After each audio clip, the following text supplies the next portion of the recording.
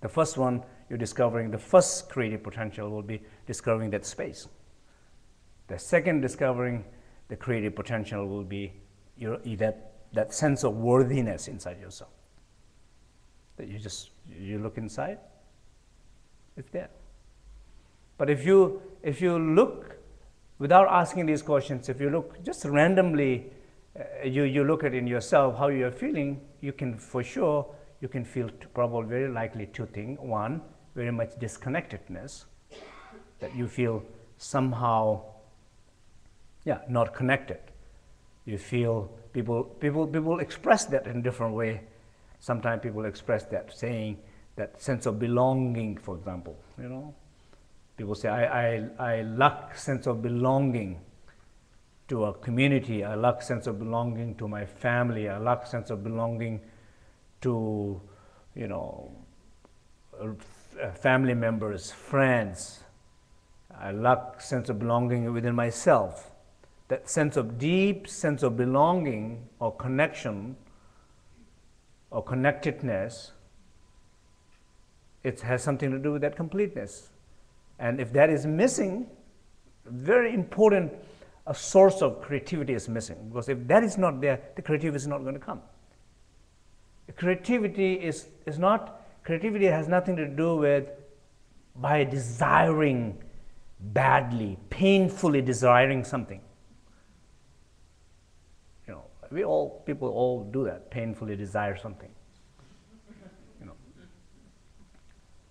So the more painfully you desire something, the more pain you're going to produce, and what you're desiring is not going to come. It will run away from you.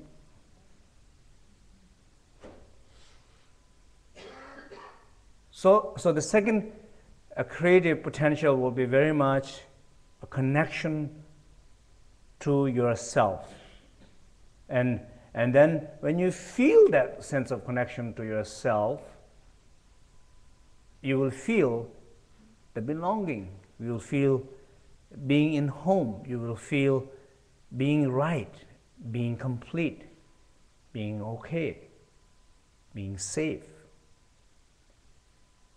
But these experiences, this internal experience, is a source. Is a source of creativity.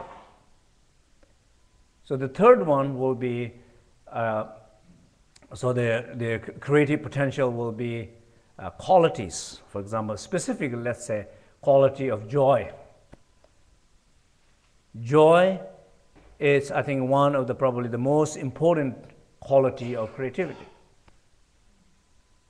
If you're not happy, you're not going to be creative.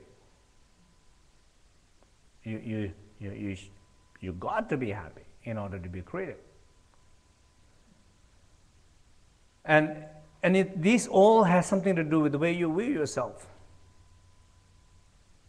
It's amazing, right? It's amazing the way you view yourself.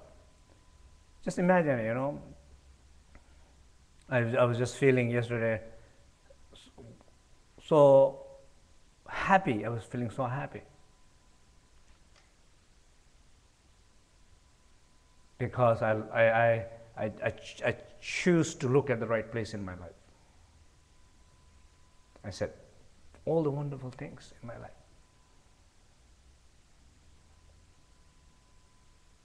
Just, I can see each individuals in my life.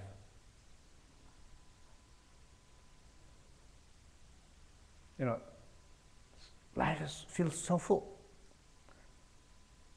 They're loving you, they're giving you, they're taking care of you, they're wishing you. I was looking at each individual. And by the time I didn't finish my list, I was overwhelmed by joy.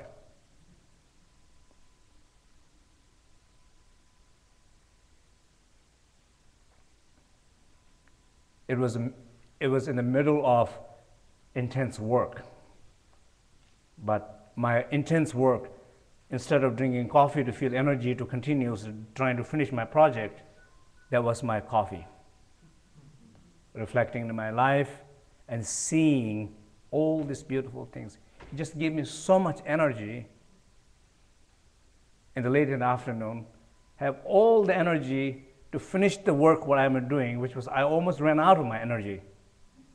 And I had all the energy to finish it, but also have too much energy in the evening.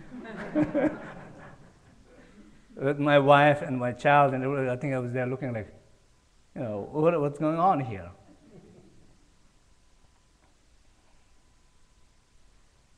Of course, if you look those places, they are there. But very often, we don't look at those places. Why? Because somehow, the level of weakness, the level of being stuck in that pain body, pain speech, and pain mind, it's too deep. And there's no anything triggers the individuals to shift that energy, say, well, I'm feeling not very good, I'm feeling down, but let's see other opinion, other possibility, the way of looking at life. There's no a single voice encouraging, reminding, giving a little push. Therefore, you get kind of stuck in that pain, and then when the pain, you're stuck in that pain, and this pain is looking all around. That person is sick, that person is dying, that person is bad, that you just begin to look everything wrong. The one who's looking, it's so much in pain, it cannot see any bliss. It has to have some space, it has to have some joy from where it can try to see the world differently. But sometimes we don't have that enough. And especially when you not tell yourself there is another way to look at things. There's another way to look at things. So if you, this is exactly what I'm trying.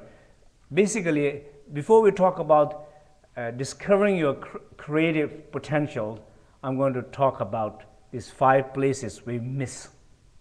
We just miss 5 points.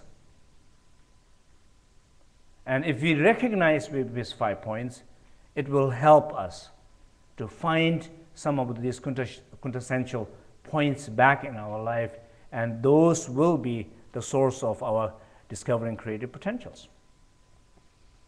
So the space was 1. The awareness, the truth, that sense of completeness, the infinite awareness, sense of completeness is the 2nd. Joy, the quality of discovering joy is the 3rd. Let's say, I'll just give you one example.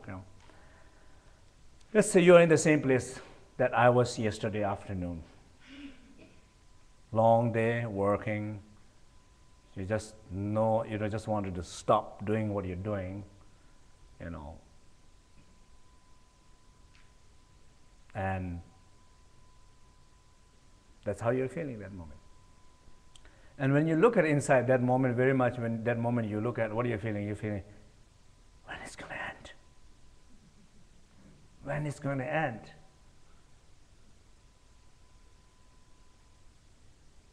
Right? It's internal mantra. When it's going to end? This is becoming a louder, louder, louder. Energetically, the vibration of that voice becoming a louder and louder and louder. You can physically feel that tension in your body. In a way, you're giving more energy to that pain than your project. You're not giving energy to the project. Kind of project is kind of happening its own kind of way, because it's just all the people are making it happen. But you're not giving any energy to it, into it.